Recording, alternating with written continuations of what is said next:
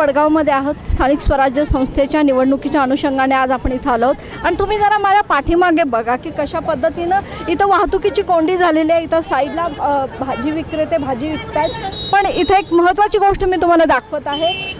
बरोबर या रस्त्याच्या मधोमध हा खोल खड्डा आहे आणि आजूबाजूला तुम्ही ही जी वाहतुकीची कोंडी बघताय, त्यामुळे स्थानिकांना कशा पद्धतीनं त्रास सहन करावा लागतोय किंवा त्रास होतोय याचं एक उदाहरण मी दाखवत आहे तुम्हाला.